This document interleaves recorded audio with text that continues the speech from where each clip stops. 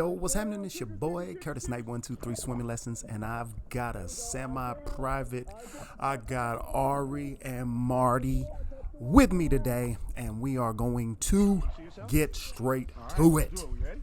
All right, so this video is really to show today. Really, I'm going to show you the use of the noodle. Okay, got Ari coming out first, and you see he's got his little doggy paddle, which is okay. That will get corrected.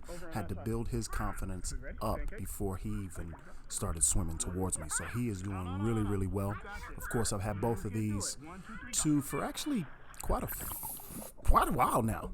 It's been a little while. I don't even know how long I've had them for. But when I started with them, it was really all about building their confidence all the way up. And we have gotten to that point. So now this was when I restarted with them. So you could see just a little bit, they were timid, both of them. Definitely excited to be in the water, but I did have to work it to where they understood their confidence again. Because when we left off, of course, they were super confident, but the wintertime, you're not in the pool as much. And I do get that question quite often.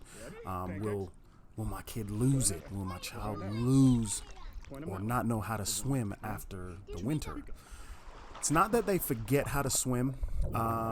Like I just said, it's really more about a confidence thing. They just need to be shown that they can do it again. Once they get through that, it's all smooth sailing from there. So as you can see, I've backed up. First one, I had to pull him towards me.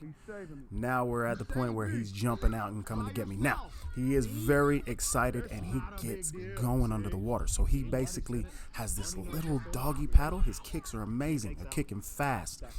The thing is he is so fast and wants to go. He's so active that it causes him to actually not hold his breath for as long. So what I do have to do is get him to mainly calm down, which I did this whole season, on getting him to calm down so that way he can just keep his arms out straight and use nothing but legs. Because you don't really want your child to be using too much doggy paddle, because it does interfere with their breathing and just being relaxed inside of the water. So now we've got Marty, and Marty, of course, she's got it. Oh, I can't do it. Yes, she can, but look at this, coming all the way out to me, reaching out.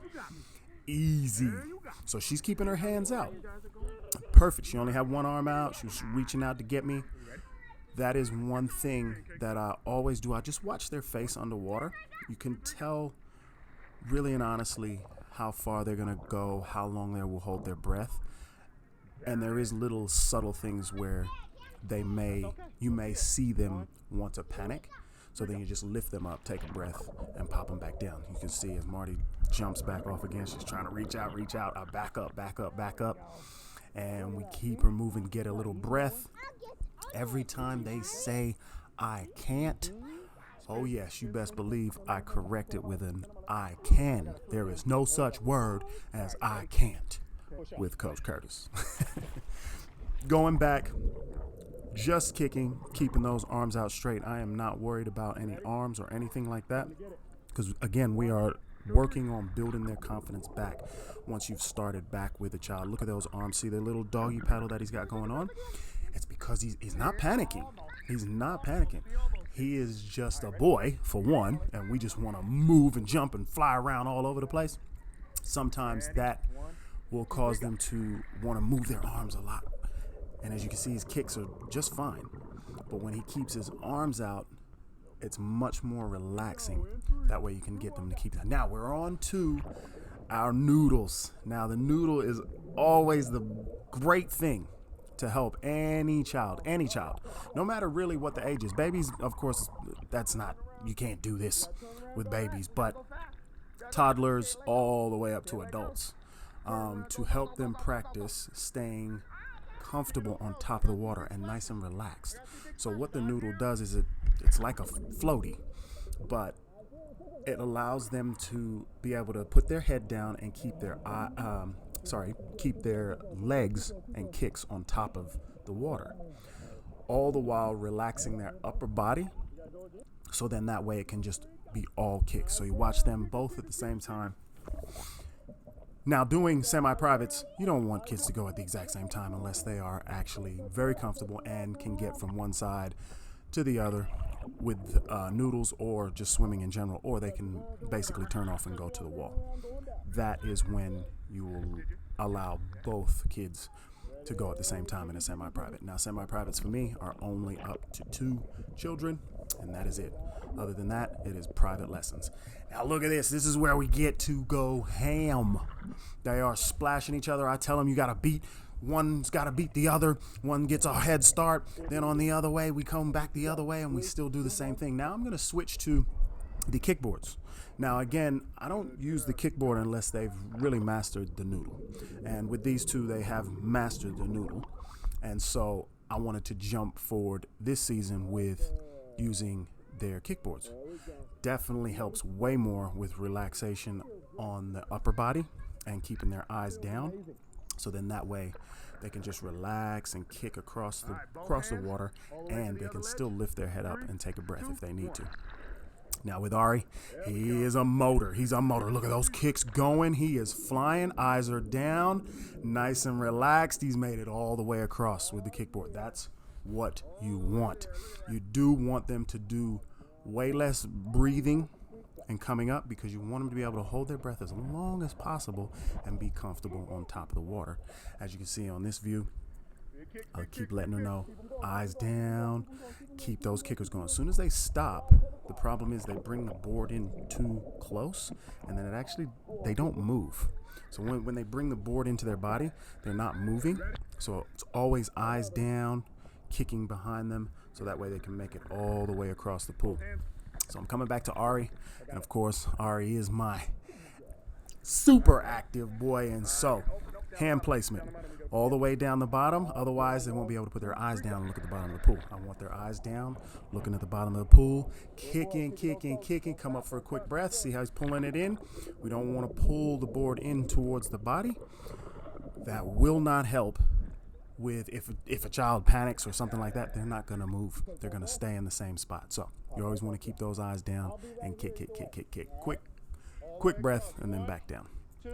Now, going from the board, we're going to kick all the way across to the other side, holding our breath as long as possible. And she made it all the way across. See, we actually did it to where it was progressing. So first thing, I pulled them out towards me. Second thing, had them come kick towards me. Then we use the noodles. Then we get to the kickboard. Then after the kickboard, the confidence level has gone up sky high. So then we can try to get those kicks all the way across a pool, okay? Or even halfway, depending on how big your pool is, of course. So now with Ari, always want to make sure that he is relaxed, because I don't want him to breathe in the water. So here, he's using his arms a little bit. I'm always telling him, no doggies in the pool, no doggies in the pool, but it's okay. We will correct that later. See, as he kept going, he wasn't able to make it all the way across, but he did find the wall, and that is important. That's safety. So as long as he knows he can get the wall, we're good. But I always want to push him to keep his eyes down and make it all the way across. Look at those arms out, all the way across, nice and easy. She cheated a little bit. I wanted her to come all the way across to where I was, but that's okay. When they make those types of decisions, that is absolutely fine. I do want them to make certain decisions in the water by themselves, because when I'm not around, I want them to do it. Here we go, Marty. Marty's moving. There it is. See, he's trying. Now he's panicking a little bit. Can't catch his breath. And the treading the water, which we work on later on, that does help to get him to take a breath, but because he is moving those arms, it doesn't allow him to be able to be relaxed on top of the water and make it all the way across. So that's what we always work on when we are doing each lesson. Calm down, each and every time. So now we're just diving down. They love diving. And the best thing with gems and diving is dexterity. They have to be nice and calm down the bottom of the pool, and they have to be focused, because those gems will run away from them. They'll basically, you try to swipe for a gem down at the bottom of the pool, and it's floating away from you. So it always is a great little tool to get them to really focus underwater, relax, hold their breath for a while, and then grab. And it helps with like I said, dexterity, writing, and things like that at home, and being able to grab things and know what you're grabbing. So with that being said, this is always a great lesson with these two. Like I said, this is a semi-private, and I do want to show a semi-private that I have two kids. They're basically the same age, and they are at the same level. Okay, so they have to be at the same abilities. I can't have a 1-year-old and a 5-year-old and at the same time. That's just not going to work. It's not good for safety. So when it comes to semi-privates, they do have to be at least at the same ability or the same age.